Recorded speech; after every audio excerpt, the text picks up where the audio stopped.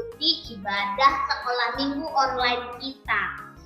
Sekali lagi, Kak Devi mau menyapa adik-adik semua yang ada di rumah ya. Shalom adik-adik. Shalom. Wow, luar biasa sekali. Terima kasih adik-adik. Nah, hari ini Kak Devi tidak sendirian. Kak Devi ditemani oleh Moreng. Moreng di sebelah sini. Oke. Dan Melody. Yeay, ini dia. Melody dan Moreng hari ini semangat ke sekolah minggu? Oke, teman-teman di rumah juga harus semangat ya. Oke, sekarang sebelum kita mulai sekolah minggu, kita akan berdoa dulu ya, yang dipimpin oleh Moreng. Teman, kita sekarang mau bersekolah minggu. Sebelum kita mulai, kita berdoa dulu. Tuhan Yesus, kami mau sekolah minggu. Tuhan, berkati kami sekolah minggu. Amin. Sekarang kita akan menyanyikan lagu Burung Pipit. 1, 2, 3, musik.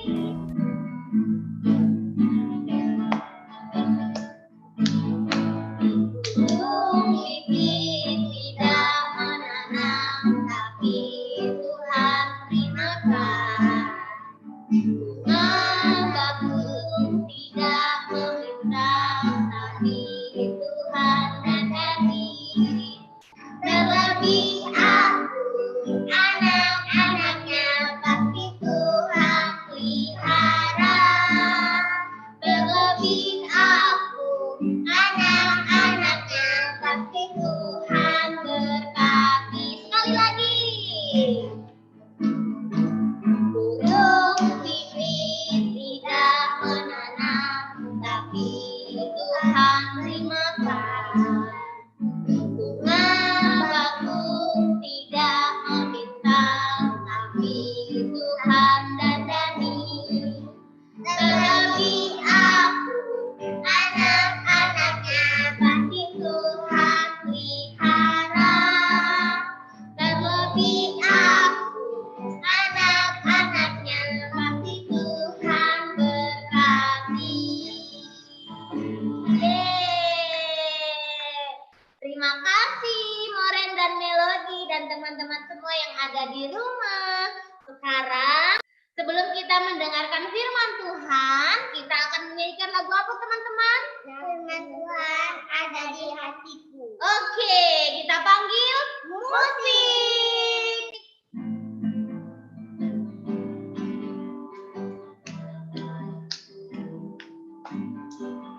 Firman Tuhan ada di hatiku, ada di langkahku, ada di hidupku, dan terus bertumbuh, sirami jiwaku. Berbuah, berbuah, berbuah, berbuah, berbuah, berbuah, berbuah, berbuah. Oh, lagi semangat. Firman Tuhan ada di hatiku, ada di langkahku, ada di hidupku, dan terus bertumbuh, sirami jiwaku. Berbuah, berbuah, berbuah, berbuah, berbuah, berbuah, berbuah, berbuah. Hai teman-teman, hari ini kita akan dengerin firman Tuhan. Ayo kita berdoa, lipat tangan, tutup mata, mari kita berdoa. Bapa kami dalam surga, hari ini kami mau dengerin firman Tuhan. Tolong kami supaya kami mengerti. Amin.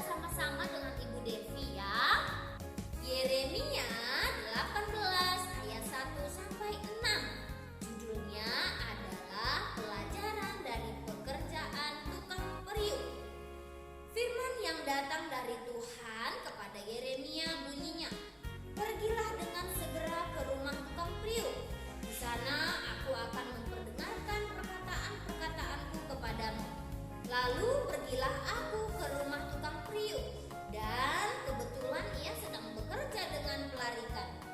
Apabila bejana yang sedang dibuatnya dari tanah liat di tangannya itu rusak, maka tukang periuk itu mengerjakannya kembali menjadi bejana lain menurut apa yang baik pada pemandangannya. Kemudian datanglah firman Tuhan kepadaku, bunyinya, masakah aku tidak dapat bertindak kepada kamu seperti tukang periuk ini? Hai kaum Israel, demikianlah firman Tuhan.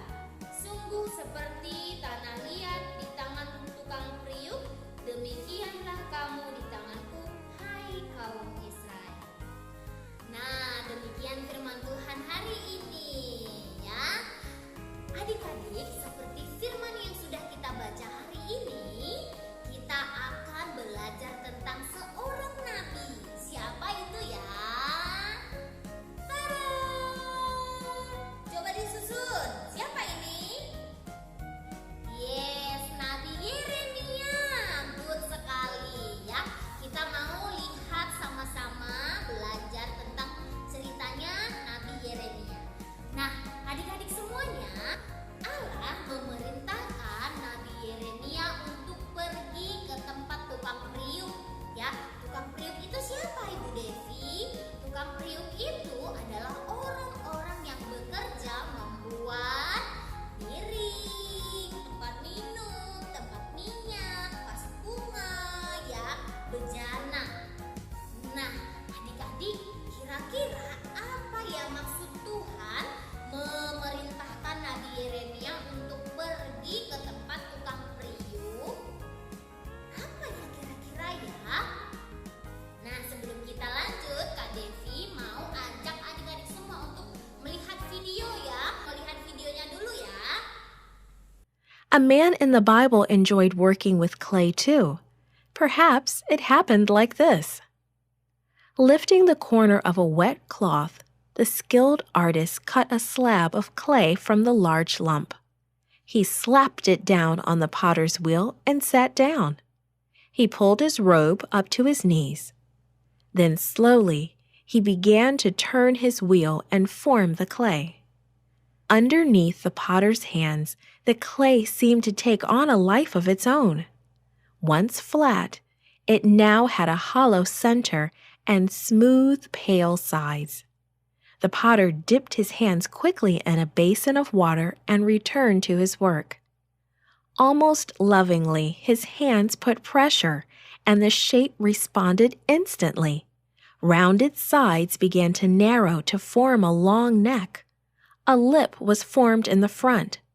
Then the potter's wheel slowed and came to a stop. The potter braided some smooth pieces of clay together.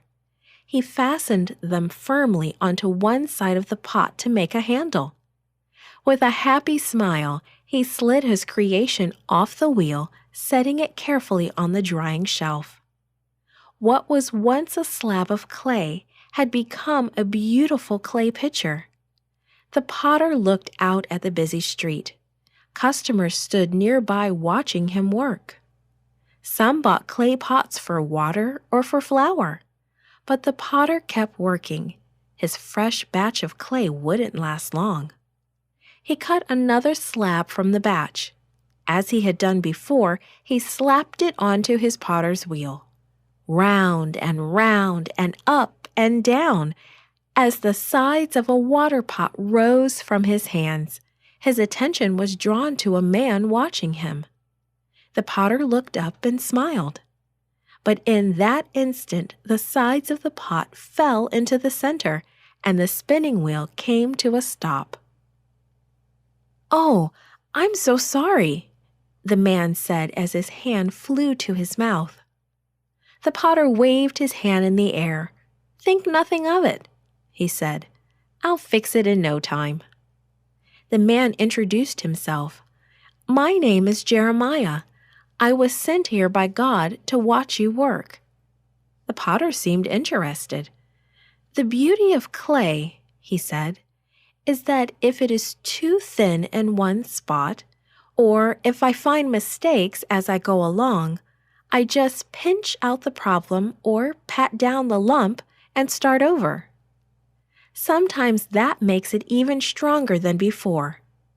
I always try to make the clay into what it seems best for. So mistakes can be fixed, Jeremiah suggested. That's right. I can shape and reshape the clay until it's just what it should be. And when I'm happy with it, others will find it beautiful and useful too. Jeremiah nodded. Your work is beautiful, he said. He stood and watched the potter a little longer. Then he admired the objects on display once more. There were small oil lamps for a bedroom, pitchers of all sizes for cream, milk, or water, huge pots for storing olives or grain, or for cooling water. Everything was made from the same material by the same creator. Yet each was a little different. Each one had a special purpose.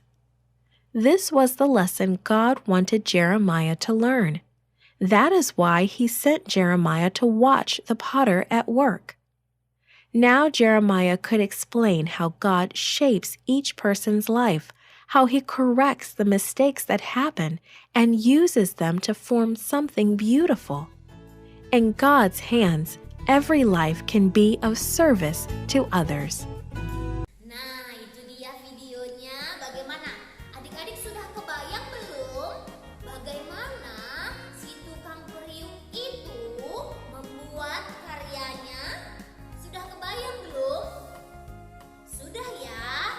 Ya, seperti yang diceritakan di dalam Alkitab bahwa kalau si tukang periuk itu, kalau misalnya bejananya yang karyanya yang dibuat itu retak atau bocor, itu akan dibuat lagi ya, dibentuk lagi sampai menjadi bejana yang indah sesuai dengan keinginan si tukang periuk. Juga mau Yeremia menyampaikan hal tersebut kepada bangsa Israel bahwa Allah sedang membentuk mereka ya. Allah sedang membentuk bangsa Israel, bangsa Yehuda menjadi bangsa yang besar, bangsa yang bagus ya, bangsa yang indah, bangsa yang bisa memberitakan kabar baik kepada orang-orang. Nah, oleh sebab itu Allah mau Nabi Yeremia menyampaikan kepada orang-orang yang ada di Israel supaya mereka bertobat karena bangsa Israel sudah melakukan yang tidak good, tidak baik ya. Nah, oleh sebab itu dari si tukang periuk itu Nabi Yeremia berpikir, oh Tuhan mau aku menyampaikan kalau Allah itu mengasihi bangsa Israel ya, bangsa Israel yang sudah tidak good lagi, yang melukai hati Tuhan, tetap dikasihi oleh Tuhan, tapi harus bertobat meninggalkan dosa-dosanya ya. Sama seperti si bapak tukang periuk ya, walaupun bejananya misalnya yang dibuat itu bisa retak, bisa bocor, tapi Tuhan tidak pernah menyerah. Tuhan akan bentuk ya,